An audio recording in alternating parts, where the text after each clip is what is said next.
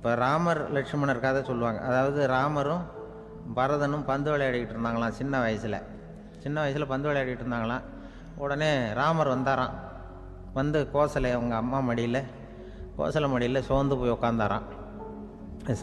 சந்தோஷமாக வந்து உட்காந்துருக்காரு. அப்போ அந்த கோசலை அம்மா கேட்டாங்களாம், ஏன்ப்பா அப்படி இவ்வளவு சந்தோஷமாக இருக்கே, என்ன காரணம் அப்படின்னு கேட்டிருக்காரு. அப்படின்னு அந்த அம்மா கேட்டிருக்கு.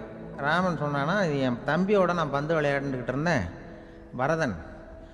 அவன் வந்து ஜெயிச்சுட்டான், நான் தோத்துட்டேன். என்னை வந்து அவன் ஜெயிச்சுட்டான். அவனுடைய வெற்றி வந்து எனக்கு சந்தோஷமாக இருக்குது, தம்பியோட வெற்றி, அதனால் நான் சந்தோஷமாக இருக்கேன்னு சொல்லியிருக்கு. அந்த அம்மாவுக்கு ரொம்ப சந்தோஷம், தம்பி ஜெயிக்கிறாங்கிறத பற்றி அண்ணன் வந்து சந்தோஷப்படுறானே அப்படின்னு. கொஞ்ச நேரத்தில் பரதன் வந்திருக்கான். அவன் சோர்ந்து போய் கலங்கி போய் வந்து அதே அம்மா மடியில் உட்காந்துருக்கான். நீ ஏன்ப்பா, நீ தான் ஜெயிச்சுட்டியாமே, நீ என்னத்துக்கு வருத்தப்பட்டுக்கிட்டு வர அப்படின்னு கேட்டிருக்க அந்த அம்மா. அப்போ பரதன் சொன்னானா, நான் ஜெயிக்கணுங்கிறதுக்காக அண்ணன் விட்டு கொடுத்தாரு, தோத்துட்டாரு, அதனால் எனக்கு வருத்தமாக இருக்குது. உண்மையில் அவர் தான் ஜெயிச்சிருக்க வேண்டியது, எனக்காக விட்டு கொடுத்தாரு, அதனால் நான் வருத்தப்படுறேன்னா. அப்போ அந்த அம்மா சொல்லித்தான், இப்படி தான் தம்பியினுடைய வெற்றி அண்ணனை சந்தோஷப்படுத்துது, அண்ணனுடைய தோல்வி வந்து தம்பியை வருத்தப்பட வைக்குது. இப்படி தான் இருக்கணும் அண்ணன் தம்பின்னா, அப்படி தான் குடும்பத்தில் இருக்கணும்னு சொல்லி அந்த அம்மா சொன்னதாக சொல்லுவாங்க ராமாயண கதை. அதே போல் இப்போ இதில் வரும், நபிகள் நாயகத்தினுடைய பேரர்கள், பாத்திமாவனுடைய பிள்ளைகள் 2 பேர், ஹசன் ஹுசைன் 2 பேர் நபிகள் நாயகத்தினுடைய பேரன்மார்கள். அன்னை பாத்திமாவனுடைய குழந்தைகள். ஹசனும் ஹுசைனும் பேசிக்கிறதே இல்லையா கொஞ்ச நாள். இந்த அம்மாவுக்கு அதை பார்க்குறாங்க, ஏதோ அண்ணன் தம்பிக்குள்ளே ஏதோ தகராறு போல் இருக்கு, ஏன் பேசிக்க மாட்டேங்கிறாங்க அப்படின்னு சொல்லி அந்த பிள்ளைகளை கூப்பிட்டு வச்சு அந்த அம்மா புத்தி சொல்லிச்சான். இந்த பாருப்பா, நீ வந்து அண்ணன் தம்பிக்குள்ளே இது மாதிரி இருக்கக்கூடாது. உங்கள் பாட்டனார் ஒரு புத்திமதி சொல்லியிருக்காரு, உனக்கு தெரியுமா? ஒரு முஸ்லீம் இன்னொரு முஸ்லீமோடு 3 நாட்களுக்கு மேல் பேசாமல் இருந்தால் அது அவனை கொலை செய்வதற்கு ஒப்பாகும் அப்படின்னு நபிகள் நாயகம் சொல்லியிருக்கார், தெரியுமா உனக்குன்னு அந்த அம்மா சொல்லிச்சான். அப்போ அந்த தம்பிக்காரர் சொன்னாராம், ஹுசைன் சொல்லியிருக்கார், அதுவும் எனக்கு தெரியும். அதே தாத்தா பாட்டனார் என்ன சொல்லியிருக்காருன்னா, அந்த 2 பேரில் யார் முதல்ல சலாம் சொல்கிறாங்களோ, யார் முதல்ல முன்னாடி பேசுகிறாங்களோ அவங்களுக்கு சொர்க்கம் கிடைக்கும், இறைவனுடைய ஆசி கிடைக்கும்னு சொல்லியிருக்கிறார். அந்த ஆசி அண்ணனுக்கு கிடைக்கட்டுமேங்கிறதுக்காக நான் பேசாமல் இருக்கிறேன் அப்படின்னா. அந்த ராமனும் பரதனும் எப்படி இருந்தாங்களோ அப்படி தான் ஹசனும் ஹுசைனும் இருந்திருக்கிறார்கள். அந்த பாசம்தான் குடும்பத்தில் வேணும். குடும்பத்தில் அண்ணன் தம்பி எப்படி நடந்துக்கணும், அம்மா பிள்ளை எப்படி நடக்கணும் அப்படிங்கிறது தான். ஏன்னா அம்மாவுக்கு வந்து எப்போதுமே பிள்ளைங்கள் வந்து அம்மா பக்கம்தான் இருக்கும். அம்மா பிள்ளைங்க தான் அதிகம். இதில் ஒரு பெரிய நீதிபதி இருந்தார் சென்னையில், உண்மையாக நடந்தது. சென்னையில் ரொம்ப காலத்துக்கு முன்னாடி, காந்தி இருந்த காலத்தில் சென்னையில் ஒரு நீதிபதி, அவர் ஒரு நாள் கோர்ட்லாம் விட்டு ரொம்ப கஷ்டப்பட்டு ராத்திரி சும்மா போய் உடனே வீட்டுக்கு வரல. கோர்ட்டினுடைய நடவடிக்கை முடிஞ்சு வீட்டுக்கு வராமல் போய் எங்கெங்கேயோ போய் சுற்றிவிட்டு அந்த நண்பர்களோடு அப்படி உல்லாசமாக அப்படி கொண்டாடி விட்டு நடுராத்திரிக்கு வந்திருக்கிறாரு வீட்டுக்கு 1 மணிக்கு. அப்போ அந்த வயசான அம்மா வாசல்லையே காத்துக்கிட்டு இருக்கு. புள்ள போச்சு, நீதிபதி இன்னும் வந்து சேரலேன்னு வாசல்லே நின்றுட்டு இருந்துதான். அப்போ அது வந்த உடனே பலார்னு அரைஞ்சி விட்டாங்களாம் அந்த அம்மா. ஏன்டா அவ்வளோ தூரம் எங்கே போனேன், என்ன தான் நீதிபதியாக இருந்தாலும் அவங்களுக்கு புள்ள தானே, பலார்னு அரைஞ்சி விட்டாங்க. உடனே அவர் கலங்கி போய் அழுதாராம். மறுநாள் கேட்டிருக்காங்க அந்த பக்கத்தில் இருந்தவங்க, ஏன் நீ வந்து பெரிய நீதிபதி, பெரிய பதவியில் இருக்க, அதனால் உன்னை உங்கள் அம்மா அடிச்சிட்டாங்கன்னு அழுதியா அப்படின்னு கேட்டாங்களாம். அப்போ அவர் சொன்னாராம் நீதிபதி, இல்லை, நான் வந்து இது மாதிரி எங்கள் அம்மாக்கிட்ட அடிக்கடி அடி வாங்குவேன். எப்போதும் அவங்க அடிக்கிற அடி பலமாக விழும். இப்போ அவங்க அடித்தது எனக்கு வலிக்கவே இல்லை.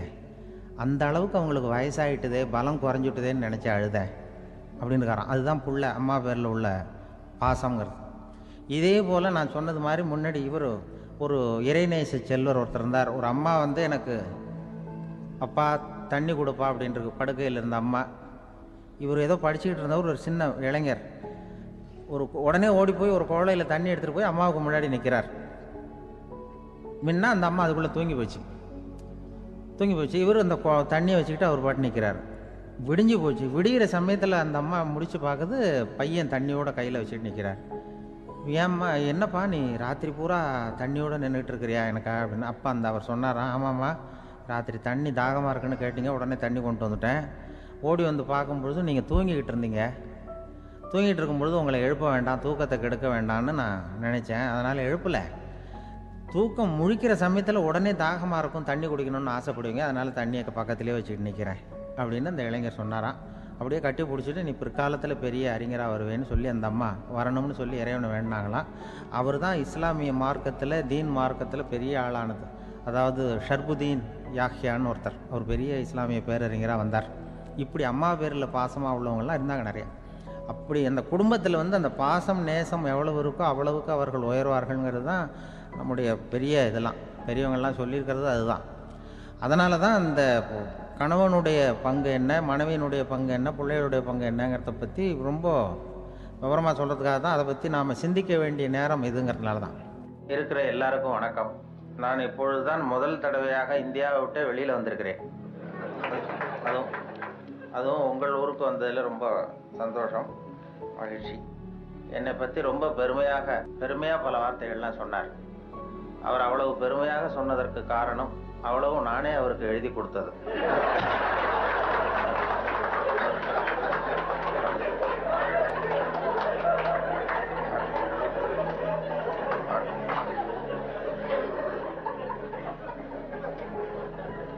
இவ்வளவு விவரமாக அவர் சொல்லுவார் என்று தெரிந்தால் இன்னும் கூட எழுதி கொடுத்திருப்பேன். அதனால அவருக்கு முதல்ல நன்றி சொல்ல வேண்டும். எனக்கு யாரும் பொன்னாடையெல்லாம் போத்துகிற பழக்கம் எனக்கு அதிகமாக அனுபவம் இல்லை. யாரும் போத்துறதில்லை. நானாக போய் பேசிட்டு வருவேன். இப்படிப்பட்ட பொன்னாடைகள் இங்கே ரொம்ப அபூர்வமாக போத்துனது, அதுவும் இந்த இடத்துக்கு ரொம்ப அவசியம். அது குளிர் அதிகமாக இருக்கிறது. நான் காசு கொடுத்து பொன்னாடை போத்திக்கிறது உண்டு சில இடங்களில். இதெல்லாம் கௌரவத்துக்காக போற்றப்படுகிற பொன்னாடை. காசு கொடுத்து பொன்னாடை போத்திக்கிறது உண்டு. நாங்கள் இந்தியாவில் மாதம் ஒரு முறை இப்படி போத்திக்குவேன். அது யாருன்னா எனக்கு இந்த முடி வெட்டுகிற நண்பர்கிட்ட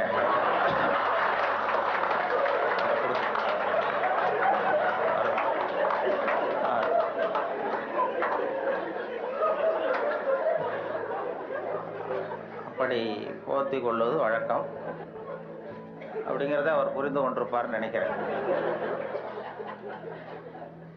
அதுக்கு பிறகு சரி நம்ம இனிமேல் உடம்பு பூரா கடிக்கிறதுக்கு முன்னாடி வந்துடுவோம் இங்கே அப்படின்னு சொல்லி இங்கே வந்துட்டார். இங்கே தான் அவர் கடிபடாமல் இருக்கிறார். அவருடைய சிந்தனை வித்தியாசமாக நான் பார்த்து அவருடைய புத்தகத்தை எப்பொழுதுமே இது மாதிரி புத்தகம் வெளியிடுன்னா அவங்க வெளியிடுற புத்தகத்தை பரீட்சைக்கு படிக்கிறது மாதிரி படிக்கிறது. அப்போ தான் அதை பற்றி விவரமாக தெரியும்னு சொல்லி படித்து வச்சுக்குவேன். அவர் புத்தகம் அது மாதிரி ஆரம்பத்தில் சொன்னது மாதிரி செய்திகளை கவிதையாக்கி இருக்கிறார்னு சொன்னாங்களே, அது செய்திகளை கூட கவிதையாக்கலை. செய்திகள் ஏற்படுத்தின உணர்வுகளை அவர் கவிதையாக்கியிருக்கிறார். செய்தி அப்படியே கவிதையாக்கிப்பிடல. இப்போ அது மாதிரி இப்போது ஒரு இதில் எங்கேயோ ஒரு இடத்துல பவுன் கிடைக்கிது, பூமியில் காங்கோவிலேயே எங்கேயோ பொண்ணு கிடைக்கிதுன்னு மனிதர்கள் சல்லடை போட்டு அலசுகிறார்கள்னு ஒரு செய்தி. யாரோ மண்ணில் பொண்ணு கிடைக்குது, தங்கம் இருக்குன்னதும் மனிதர்கள்லாம் போய் கும்பலாக சல்லடை போட்டு சலிச்சுக்கிட்டு இருந்தாங்களாம். இது செய்தி. இதை இவர் பார்க்கும் பொழுது நானும் சலிச்சு பார்க்குறேன், ஒரு மனுஷன் கூட கிடைக்கலையே அப்படிங்கிறாரு. அதான் அது அப்படியே செய்தி ஆக்கலை. இவர் அதை தன்னுடைய உணர்வு, அதாவது தமிழில் கவிதை எழுதுறதுக்கு கொடுத்து வைக்கணும் ரொம்ப. என்ன காரணம்னா, மொழியியல் அறிஞர்கள்லாம் என்ன சொல்கிறாங்கன்னா, மொழியெல்லாம் தெரிஞ்சவங்க, மற்ற மொழிகளில் கவிதை இருக்கிறது, தமிழ் கவிதையாகவே இருக்கிறது அப்படின்னு சொன்னாங்க. அப்படி கவிதையாகவே இருக்கிற ஒரு மொழியில் கவிதை எழுதுறதுக்கு நாமெல்லாம் கொடுத்து வைக்கணும். தமிழர்களாக பிறந்ததுக்கும் கொடுத்து வைக்கணும். ஏன்னா நம்மளை விட மற்றவர்கள் நிறைய தெரிந்து வைத்திருக்கிறார்கள் தமிழை. அந்த வெளிநாடு போனவங்கலாம் சொல்லியிருக்கிறாங்க. அந்த இது நயாகரா போய் அமெரிக்காவில் நயாகரா பார்த்தவங்க போயிட்டு பார்த்துட்டு என்கிட்ட பேசும்போது சொல்லுவாங்க, அங்கே நயாகராவில் நல்வரவுன்னு தமிழ் எழுதி வச்சிருக்கிறாங்களாம். அவங்க போய் கேட்டிருக்கிறாங்க, எதுக்கு இந்த ஊரில் தமிழ் எழுதி வச்சிருக்கிறீங்களேன்னா, உலகத்திலே பெரிய அருவி இது, அதே மாதிரி உலகத்திலேயே பெரிய மொழி தமிழ், அதனால எழுதி வச்சிருக்கிறோம் அப்படின்னு சொன்னாங்க. அவங்களுக்கு தெரியுது. ஆனால் நம்ம ஊரில் இங்கிலீஷில் தான் எழுதி வைக்கிறோம் நம்ம. அது ஏன்னா அது இருக்கட்டும், இருந்துட்டு போட்டோம் அப்படின்னு. ஆனால் அப்படி எழுதினா தான் கௌரவமாக பார்க்குறாங்க. அதனால் அப்படி எழுத வேண்டியிருக்கு. வெளியூரில் அதே மாதிரி சில நாடுகளில், ஜப்பானில் ஒரு பல்கலைக்கழகத்தில் மோட்டோ அதுதான் யாதும் ஊரே யாவரும் கேளிருங்கிறது தான் அவங்களுடைய கொள்கையாக. அதை அப்படியே எழுதி வச்சிருக்கிறாங்களா, யாதும் ஊரே யாவரும் கேளிருங்க. அதை விட சர்வேயர்னு ஒரு விண்கலம் அனுப்புனாங்க செவ்வாய் கிரகத்துக்கு. சர்வேயர் செவ்வாய் கிரகத்தில் மனுஷன் இருப்பானா இல்லையான்னு சோதனை கண்டுபிடிக்கிறதுக்கு இங்கேருந்து அமெரிக்காவில் இந்த நாசாவிலேருந்து விண்கலம் போச்சு. அப்போ என்னன்னா அங்க மனிதர்கள் நம்ம விட முன்னேறியவர்கள், நாகரிகத்துல பெரியவங்கள்லாம் இருப்பாங்கன்னு ஒரு சந்தேகம் அவங்களுக்கு. அப்படி இருந்தா அவங்க எந்த மொழியில பேசுவாங்க, அவங்களுக்கு எந்த மொழி புரிஞ்சிருக்கும் அப்படிங்கறது ஒரு யூகத்துல சில பதிவு செய்யப்பட்ட பேச்சுக்களை இங்க இருந்து அனுப்பலாம். இதுல ஏதாவது ஒரு மொழி புரிஞ்சுக்கிட்டு அவன் ஏதாவது பதில் சிக்னல் வரும், அங்க இருக்கிறவங்க நம்ம விட மேல முன்னேறியவர்களாக இருப்பாங்கன்னு சொல்லி, அப்படி சர்வேயர்ல இங்க இருந்து விஞ்ஞானிகள், நாசா விஞ்ஞானிகள் பதிவு செய்த அனுப்பிய மொழிகள்ல தமிழும் ஒண்ணு. ஏன்னா இது புரிந்தவர்கள் அங்க யாராவது இருப்பாங்கன்னு அவங்களே எதிர்பார்த்தாங்க. ஏன்னா அவ்வளவு பழமையான மொழிங்கிறதுனால. அதே மாதிரி இயேசுவனுடைய வழிபாட்டு கொள்கைகள், 10 கட்டளைகள் அந்த ஒலிவ மலையில 10 மொழிகள்ல கல்வெட்டு மலையில பொறிக்கப்பட்டிருக்கு. அதுல தமிழ் மொழியிலும் பொறித்திருக்கிறார்கள். இப்படிலாம் கேள்விப்படும் பொழுது அது பொறிக்க வேண்டிய இடத்துல நம்ம ஊர்ல பொறிக்கலையேங்கிறது தான் கவலை. அப்படி நிறைய கேள்விப்படுகிறோம் அதை பத்தி. அப்படிப்பட்ட தமிழ்ல கவிதை எழுதுகிறதுக்கு அவர் கொடுத்து வச்சிருக்காரு. அவருக்கும் அதை அவங்க அம்மையார் சொன்னாங்க, அவங்க எல்லாருடைய வெற்றிக்கும் ஒரு காரணம் பின்னாடி ஒரு பெண்மணி தான் பின்னாடி இருப்பாங்கன்னா, அவங்க அவருடைய வெற்றிக்கு அவருடைய மனைவி தான் காரணம் அப்படின்னு சொன்னாங்க. அது வாஸ்தவம் தான். நான் என்னுடைய வெற்றிக்கு கூட என்னுடைய மனைவி தான் காரணம். ஏன்னா நான் முக்கியமான விஷயம் எழுதும் பொழுதெல்லாம் அவங்க பிறந்த வீட்டுக்கு போயிடுவாங்க. ஏதோ ஒரு வகையில எப்படியோ ஒரு வகையில உதவி பண்றதுன்னு அது ஒரு உதவி தான். அதாமல் செய்யாமல் செய்கிற உதவி. அதனால அவர்களை இந்த நிலைமையிலும் நான் ரொம்ப நன்றியோடு நினைத்துக் கொள்ளுகிறேன். நானும் நான் 2 நண்பர்கள், நாங்கள் ஊர் சுற்றி பார்க்கறதுக்காக வந்தோம். உங்கள் ஊர் அழகை பார்க்கறதுக்காக வந்தவர்கள். அதே நேரத்தில் இப்படி ஒரு வாய்ப்பு அன்பழகன் அவர்களையும் சந்திக்கிறவர்கள். அவரும் ரொம்ப அழகானவருங்கிறது அப்புறம் தான் தெரிஞ்சது. ஊர் மட்டும் இல்லை, அவரும். அதில் என்ன பொறாமைன்னா, அவருக்கும் 60 வயசு, எனக்கும் 60 வயசு. என்னன்னா யாரும் அதனால நான் வரும்பொழுது அவர் பக்கத்தில் உட்காந்துடக்கூடாதுன்னு நினச்சிக்கிட்டே வந்தேன். ஏன்னா அவர் பக்கத்தில் நான் உட்காந்தா எனக்கு ரொம்ப வயசானது மாதிரி தெரியுது. நல்ல வேலையாக என்னை தனியாக கொண்டு போய் அங்கே உட்கார வச்சது ரொம்ப மகிழ்ச்சி. அவர் நேற்று வரும்பொழுதே நானும் நண்பர்கள் 2 பேரோடு வந்தேன். இப்போ பொறியாளர் ஞானசுந்தரம் அவர்கள், தமிழகத்தினுடைய தலைமை பொறியாளராக இருந்து ஓய்வு பெற்ற வீரபத்திரன் என்கிற அண்ணாச்சி, அவர் வந்திருக்கிறார். 3 பேர் வந்தோம். அவர்கிட்ட அதான் கேட்டேன், என்னாச்சு இவருக்கு 60 வயசுன்னா நம்பவே முடியலையே அப்படின்னு சொல்லி நாங்கள் பேசிக்கிட்டோம். அவர் பார்த்ததும் இருக்கும் அண்ணாச்சி, அது நம்மளை ஒப்பிட்டு பார்க்காதீங்க, அது அவர் இப்படித்தான் பாருங்க, நம்மளை கம்பேர் பண்ணி பார்த்தா சந்தேகமாக தான் இருக்கு, அதை பார்க்க வேண்டாம்னு சொன்னார். அப்புறம் இன்னைக்கு பார்த்தோம், இன்னும் ஒரு 5 குறைஞ்சிட்டுது வயசு அப்படின்னு. நேற்று பார்த்ததை விட இன்னும் ஒரு 5 வயசு குறைஞ்சிட்டுதே அப்படிங்கிறது மாதிரி பேசிக்கிட்டோம் நாங்கள். அது ரொம்ப அபூர்வம், அழகா. அதை மனசு சுத்தமாகவும் விட்டு அழகா இருந்தால் தான் முகம் அழகா இருக்கும். அது உள்ளத்தில் இருக்கிறது தான் மனசில் வரும். அந்த தெளிவான சிந்தனை, அந்த சிரிப்பு அவர் பார்த்தார். ஏன்னா வயசு குறையறதுக்கு எனக்கு சந்தேகம், எப்படி ஒரு குறைஞ்சது நேற்றை விடனா, வயசு குறையறதுக்கு இது வரைக்கும் யாரும் மாத்திரை கண்டுபிடிக்கல, மாத்திரை கத்திரி சாப்பிடுவாரோ அப்படின்னாரு. இன்றைக்கு முக்கியமான தகவல் நான் தாமதமாக வந்தது தான்.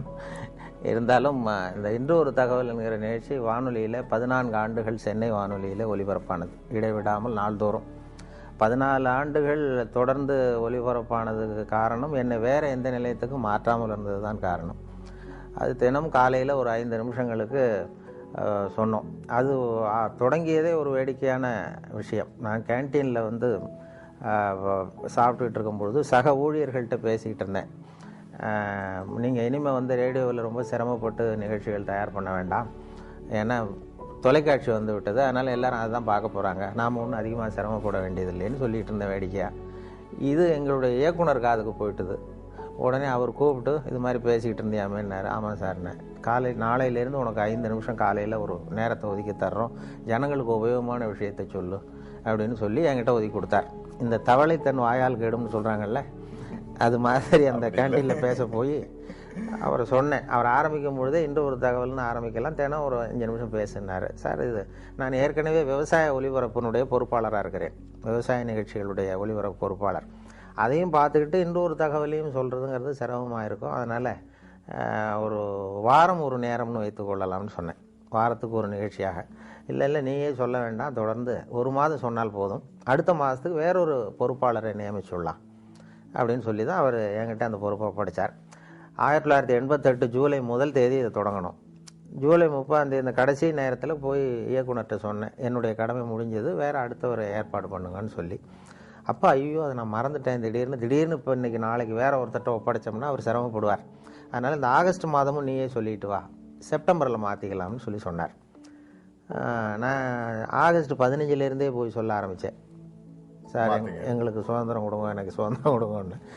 அவர் என்ன பண்ணார், சரி அப்போ அந்த கடைசியில் ஒரு நாள் கூப்பிட்டார், 28ஆம் தேதி வாக்கில் கூப்பிட்டு டிஃபன்லாம் வாங்கி கொடுத்தார், சிற்றுண்டிலாம் வாங்கி கொடுத்தார். ஒரு இயக்குனர் ஊழியருக்கு வாங்கி கொடுக்குறது ரொம்ப ஆச்சரியம். எதுக்கு இப்படிலாம் வாங்கி கொடுக்குறாரு அப்படின்னு சொல்லி நான் யோசிச்சுக்கிட்டு இருந்தேன். இது வந்து நான் வெளியில் போகிற இடமெல்லாம் இது நிகழ்ச்சி நல்லா இருக்குன்னு சொல்லிட்டு இருக்கிறாங்க, அதனால் நீயே இதை தொடர்ந்து பண்ணால் நல்லாயிருக்கும் அப்படின்னு சொல்லி அதை தொடர்றதுக்காக அந்த 2 வடை ஒரு டீ வாங்கி கொடுத்தார்.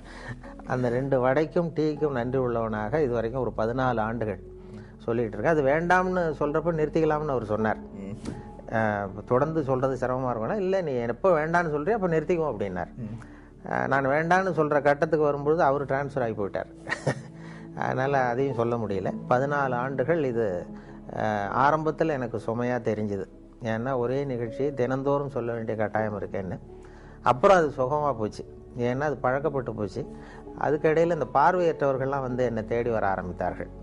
பார்வை இல்லாதவர்கள்லாம் வந்து என்னை தேடி வந்து அது யார் என்று ஒரு தகவல் சொல்கிறவர்னு அப்படி தடவி பார்க்குறது, முகத்தை தடவி பார்க்குறது, அப்படி ஒரு ஆர்வம் அவங்களுக்கு. என்னன்னு கேட்டால், எங்களுக்கு பல புத்தகங்களை படிக்கிறதுக்கு நேரம் இல்லை, நீங்கள் இப்போ எங்களுக்காக பல புத்தகங்களை நீங்களே படிச்சுட்டு எங்களுக்கு சொல்கிறீங்க, அதனால் இதை நிறுத்திடாதீங்க சார், தொடர்ந்து இது நடத்தணும்னு சொல்லி அவர்கள் தான் எனக்கு ஊக்கம் கொடுத்தவர்கள். அதனால் ஒரு ஊக்கமும் வந்துட்டுது, இதை விடக்கூடாதுன்னு சொல்லி தொடர்ந்து அதை உற்சாகத்தோடு செய்ய ஆரம்பிச்சிட்டேன். இப்போ எனக்கு பிடிச்ச தகவல், ஒரு இது மாதிரி ஒரு பேட்டியில் தான் என்னை கேட்டார்கள். ஒரு அங்கே இப்போ சென்னையில் வந்து இந்த இப்போ நையாண்டி தர்பார், அரிகிரி அசம்பிளின்னு அந்த வேடிக்கையான நிகழ்ச்சிகள் இருக்கு இல்லையா, அப்போது அந்த அரிகிரி அசம்பிளி நீங்கள் நேயர்கள் இந்த 2 பேர் வந்து நம்மளை எப்படி கிண்டல் பண்ணிக்கிட்டே இருப்பாங்க, ஏதாவது பதில் சொல்லிகிட்டே இருக்கணும். அப்போ அவர்கள் கேட்டாங்க, எங்களுக்காக ஒரு தகவல் சொல்லுங்களேன் அப்படின்னு அந்த 2 பேரும் என்ன கேட்டாங்க. அப்போ சொன்னேன், அந்த தகவல் வேணா இப்போ சொல்கிறேன். அது என்னென்னா, ஒரு ஊரில் திடீர்னு ஒருத்தருக்கு 2 பேருக்கு ஏதோ தலைவலி. அவர் மருத்துவமனைக்கு வந்திருக்கிறாங்க 2 பேரும். டாக்டர் எங்களுக்கு வந்து தலை வலிக்குது, என்னென்னு பாருங்கள் அப்படின்னு சொல்லி கேட்டாங்க. டாக்டர் சோதனை பண்ணி பார்த்ததும் மூளையில் கோளாறு இருக்குது, அதனால் அதை பிரித்து எடுத்து சரியாக மறுபடியும் சரி பண்ணி பொருத்தணும், அதனால் உங்கள் 2 பேரும் இங்கே அட்மிட் பண்ணுறேன்னு சொல்லி அங்கேயே படுக்க வச்சு அந்த 2 பேருடைய தலையை திறந்து மூளையை தனியாக எடுத்து கொண்டு போய் கொண்டு போயிட்டார், லேபரேட்டரி கொண்டு போனார், பரிசோதனை சாலை கொண்டு போய் அதில் சிகிச்சையெல்லாம் பண்ணி மறுபடியும் கொண்டு வந்து இதில் பொருத்திடுறேன்னு எடுத்துகிட்டு போயிட்டார். எல்லாம் சரி பண்ணி கொண்டு வந்து பார்த்தா அந்த 2 பேருமே காணும். இந்த வெறும் தலையோடு இருந்தாங்கல்ல, எங்கேயும் ஆளே காணும். ஐயோ அந்த 2 பேரும் என்ன ஆச்சுன்னு சொல்லி அந்த 2 மூளையும் சரி செய்த மூளையை இது ஃப்ரிட்ஜில் வச்சுட்டார், குளிர்சாதன பெட்டியில் வச்சு அவங்க எப்போவாவது கண்டுபிடிச்சி அவங்களுக்கு பொருத்தி விடணும்னு சொல்லி வச்சுட்டார். அவங்கள தேடிக்கிட்டு இருக்கிறார், ஆளை காணுமே, நம்ம ஆஸ்பத்திரி வந்து 2 பேர் இந்த வெறுந்தலையோடு ஓட்டானேன்னு சொல்லி. ரொம்ப நாள் கழித்து ஒரு 6-7 மாதம் கழித்து அவங்கள ஒரு கடத்தலில் 2 பேர் பிடிச்சிட்டாரு. இவரே டாக்டரே போய் பிடிச்சிட்டாரு. இங்கே வாங்கப்பா, உங்களை எவ்வளோ நாளாக எங்கே தேடிட்டு இருக்கிறோம், உங்கள் மூளை 2 அங்கே பத்திரப்படுத்தி வச்சுருக்கிறேன், இந்த 6 மாதமாக என்ன பண்ணிக்கிட்டு இருந்தீங்க அப்படின்னு கேட்டார். அப்போ அவங்க சொன்னாங்க, அரிகிரி அசம்பிளி நடத்திக்கிட்டு இருந்தோம் சார் அப்படின்னு சொன்னாங்கன்னு சொன்னேன். அதோட நிகழ்ச்சியை முடிச்சுக்கிட்டாங்க அவங்க. மறுபடியும் என்ன கேள்வி கேட்கல. இல்லை, அது மனப்பாடம் எனக்கு படிக்கிற காலத்துலேருந்தே சரியாக வராது, அதனால தான் பல முறை ஃபெயிலாக இருக்கிறேன் தேர்வில். இது இப்போ வானொலி சாதனம் எனக்கு ரொம்ப பொருத்தமாக இருந்தது. எழுதி வச்சுக்கிட்டு தான் படிக்கிறது வழக்கம். எழுதுறது அப்படியே படிக்கிறதில்ல, வரிக்கு வரி, கொஞ்சம் அந்த பேச்சு வழக்குக்கு மாற்றிக்கிறது வழக்கம். அதனால் வானொலி வந்து எனக்கு அதுதான் என்னுடைய பலமாக இருந்தது. ரொம்ப காலம் வரைக்கும், ஒரு 7-8 வருஷம் என்று ஒரு தகவல் சொல்லுகிற வரைக்கும் என்னுடைய முகம் வெளியில் தெரியாது, இப்போ தெரியாது, யார் சொல்கிறாங்கங்கிறது தெரியாது. அதனால் இப்போ பேருந்துகள்லேயும் யாராவது இதை பற்றி பேசிக்கிட்டு போகிறத நான் காதில் கேட்டிருக்கிறேன். அப்படி அதனால் எனக்கு முகம் தெரியாத வரைக்கும் எனக்கு கொஞ்சம் பலமாக இருந்தது. தினசரி இப்போ எங்கள் வானொலி நிலையத்தில், சென்னை வானொலிக்கு யாராவது ஒரு 10 பேராவது வருவார்கள் தேடி வர்றது. அந்த அங்கே உள்ள இது சுற்றுலா வர்றவங்க வானொலி நிலையத்துக்கும் வருவார்கள். அப்படி வரும்பொழுது இந்த இன்னொரு தகவல் சொல்கிறவர் யார், அவர் முகத்தை பார்க்கணும்னு வருவாங்க.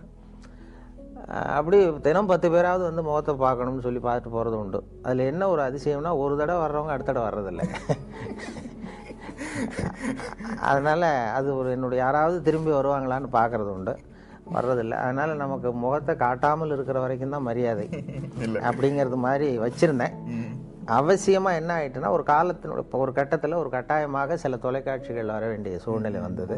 அதுக்கு பிறகு என்னை தேடி வருகிறவர்களுடைய எண்ணிக்கையும் குறைஞ்சிட்டது. அதாவது நானே இளம் வயதில் மயில்வாகனனுடைய ரசிகன்.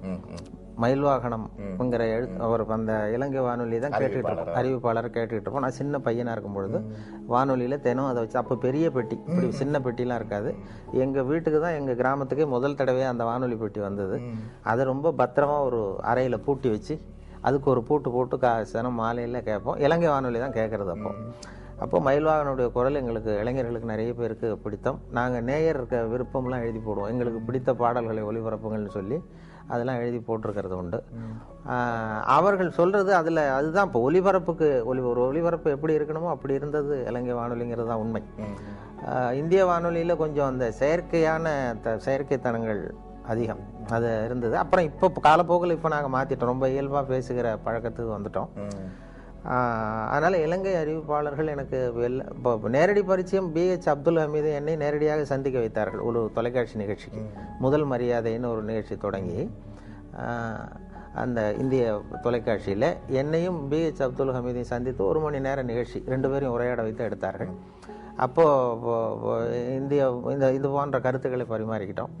அதனால் இலங்கை வானொலி அறிவிப்புங்கிறது ரொம்ப இயல்பானதுங்கிறது உண்மை. இப்போ எங்களுக்கு என்னென்னா, அந்த இப்போ வானொலியில் 3 விதமாக குரலை பயன்படுத்த சொல்லி பயிற்சி கொடுத்துருக்கிறார்கள். வானொலியில் குரலை மட்டுமே உபயோகப்படுத்துகிறவர்கள் 3 விதமாக பண்ணலாம்னு சொல்லி, அதாவது ஒன்று அறிவிப்பு, விவரிப்பு, நடிப்புன்னு சொல்கிறது, அனௌன்ஸ்மெண்ட், ஆக்டிங், நடுவில் நேரேஷன் அப்படின்னு சொல்லி பிரித்து கொடுத்துருக்குறாங்க. அறிவிப்புன்னு வரும்பொழுது, ஒன்றை அறிவிக்கும் பொழுது என்னுடைய அபிப்பிராயம் என்னங்கிறது தெரியக்கூடாது. ஒரு அறிவிப்பாளருடைய தகப்பனார் அமைச்சர்னு வைங்களேன், அந்த அமைச்சர் அன்று காலையில் கொல்லப்பட்டிருக்கிறார்னு வச்சுக்கோங்க, சுட்டு கொல்லப்பட்டார். அந்த செய்தியை அந்த அமைச்சருடைய மகன் அறிவிப்பாளராக இருந்து வாசிக்கிறார். அவர் அழக்கூடாது, அதாவது சுட்டு கொல்லப்பட்டு தன்னுடைய தந்தைங்கிற உணர்வு ஒரு முகத்தில் தெரியக்கூடாது. அந்த அறிவிப்பில் தன்னுடைய ஈடுபாடு, தன்னுடைய அபிப்பிராயம், அல்லது 2 நாடுகளுக்கு இடையே போர், அதை பற்றி அறிவிக்கிறோம், நாம் எந்த நாட்டுக்கு சார்போ அல்லது அதுக்கு ஆதரவாளனா இல்லையா அப்படிங்கிறது தெரியக்கூடாது. இப்போது பீகாரில் வெள்ளம்னு படிக்கிறோம், வெள்ளம் வந்துட்டுதேங்கிறது நம்ம அழுதுகிட்டே படிக்கக்கூடாது. விவசாய அறிவிப்பில் ஒரு பூச்சி விழுந்துட்டுது, அந்த பூச்சிக்கு பாதிப்பு அதிகமாக இருக்குங்கிறதுனால நம்ம சோகத்தை காட்டக்கூடாது. இது அறிவிப்பில் உள்ளது. நடிப்பில் நானாக இருக்கிறது இல்லை, கம்ப்ளீட்டாக நான் வீரபாண்டிய கட்டபொம்மன்னா அது கட்டபொம்மனாகவே மாறிடுறோம். இது 2க்கும் இடைப்பட்டது விவரிப்புங்கிற இதில் கொண்டு வராங்க. விவரிப்பு என்னென்னா, இப்போ கிரிக்கெட் கமெண்ட்ரி, அப்போ லேசாக உற்சாகத்தை காட்டலாம் ஒரு உற்சாகமான நேரங்களில், அல்லது ஒரு பெரிய தலைவர் இறந்துட்டார், அதுக்கு நேர்முக வர்ணனை கொடுக்குறோம். இப்போ நான் எம்ஜிஆர் இறந்த பொழுது நான் நேரடி வர்ணனை கொடுத்தேன், அந்த கடைசியாக அந்த அடக்கம் பண்ணுகிற இடத்துல நான் இருந்தேன். அது மாதிரி வர்ணனை கொடுக்கும் பொழுது கொஞ்சம் அந்த சோகமும் இழையோடணும், அதில் நம்முடைய உணர்வையும் காட்டணும் இல்லையா. சுத்தமாக அறிவிப்பு மாதிரி எனக்கு அதுக்கு சம்பந்தம் இல்லைங்கிறது மாதிரி சொல்லக்கூடாது, இருக்கக்கூடாது. அதனால் 3 வகையை பிரித்து இந்த குரலை வெளிப்படுத்தும்படியாக எங்களுக்கு பயிற்சி கொடுத்தார்கள். அதனுடைய விளைவு தான் என்னென்னா, பல இடங்களில் நாங்கள் எங்களுக்கு சம்மந்தம் இல்லாத மாதிரியே சொல்ல ஆரம்பித்தோம். அதுதான் நீங்கள் கேட்ட கேள்வி. அதனால் இப்போ இலங்கை வானொலியில் அப்படி இல்லை, அந்த இது மாதிரியான பிரிவில் உற்சாகமாக நீங்கள் என்ன நினைக்கிறீர்களோ உற்சாகமாக சொல்லலாம். அதுதான் கேட்பதற்கும் சுவாரஸ்யமாக இருக்கும்.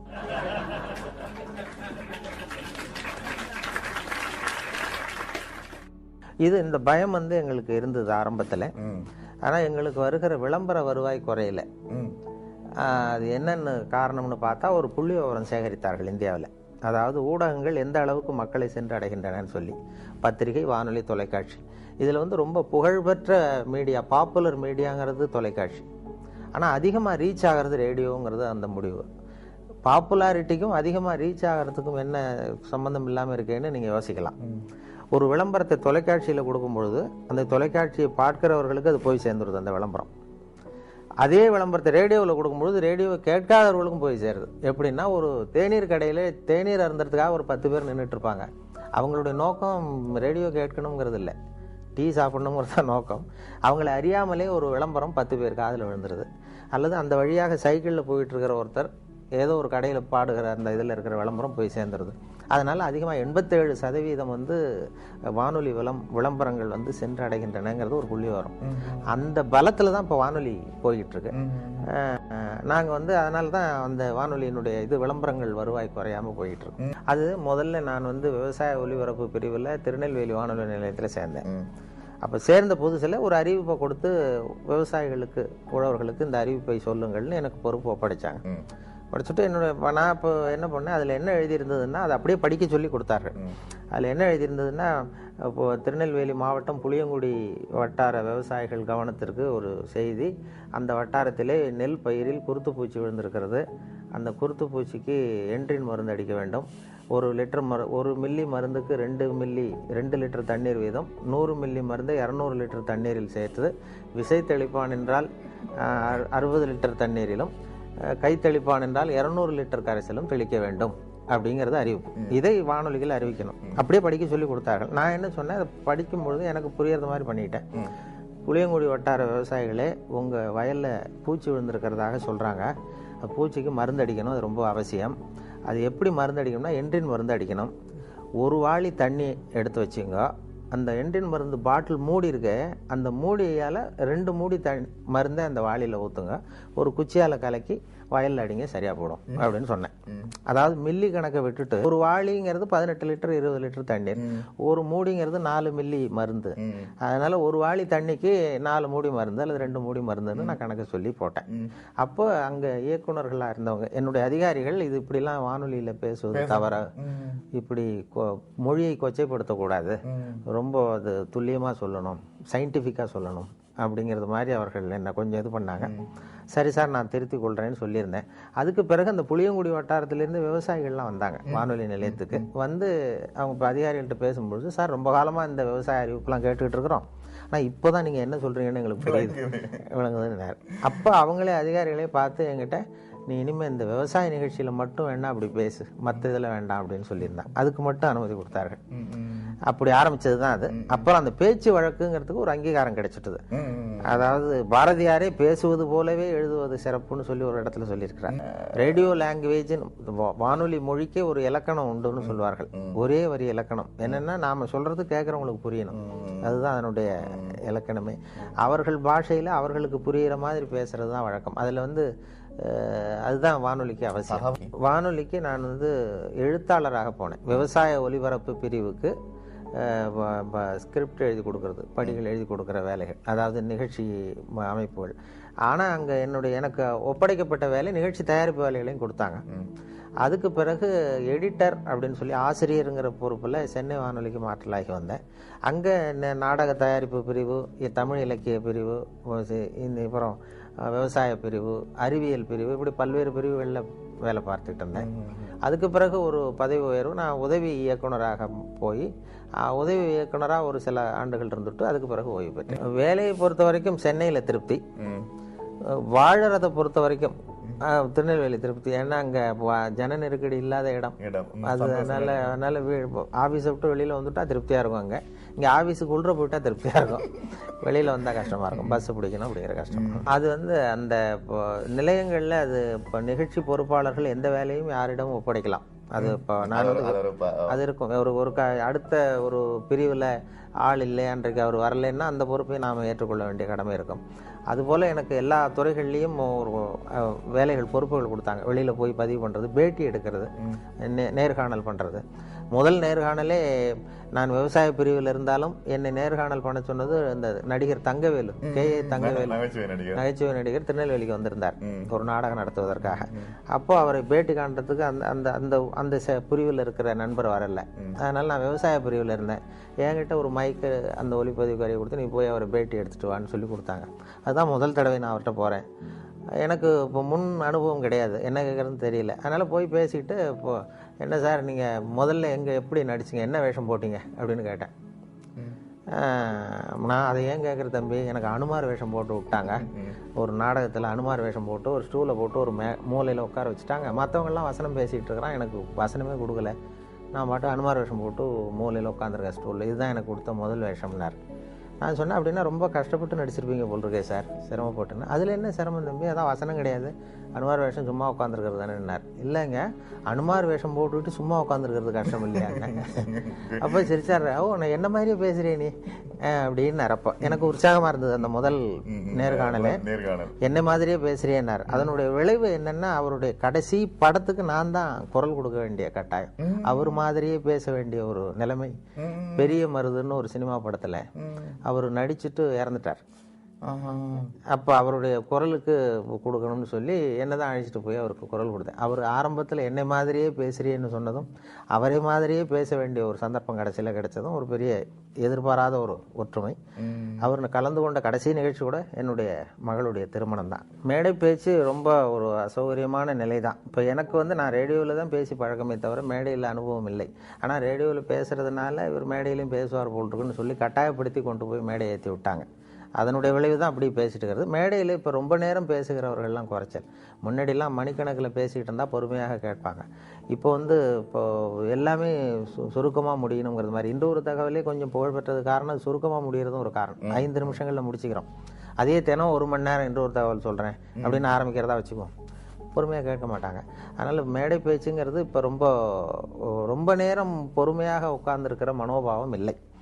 அதனால தான் வேடிக்கையாக கூட சொல்லுவாங்க, ஒரு மேடை பேச்சாளர் ரொம்ப நேரம் பேசிகிட்டு இருந்துட்டு ரொம்ப சார் மன்னிச்சிங்க சார், நான் கடிகாரத்தை கூட பார்க்க மறந்துட்டேன் இருக்கார். கேட்டுக்கிட்டு இருந்தவர் சொன்னாராம், ஏன் கடிகாரத்தை தான் பார்க்க மறந்தேன், பின்னாடி மாட்டிருக்கிற கேலண்டரையாவது பார்க்கக்கூடாதா அப்படின்னாராம். அப்படின்னா வாரக்கணக்கில் பேசிகிட்டு இருக்கிறான்னு அர்த்தம். அப்படி அந்த பொறுமை இழந்த எல்லாம் அவசர யுகம். அதனால் எதையும் சுருக்கமாக தெளிவாக சொல்லுவது முக்கியங்கிற நிலைமை வந்துட்டுது. அதனால் மேடை பேச்சுக்கு வரவேற்பு இருக்கு தமிழகத்திலையும். சரி, அதிக நேரம் காத்துக்கிட்டு இருக்கிறதுக்கு மக்கள் தயாராக இல்லை. அரசியல் இல்லை. இளம் வயதில் எனக்கு அந்த சில பொது உடைமை கட்சிகள் ஈடுபாடு இருந்தது மாணவ பருவத்தில்.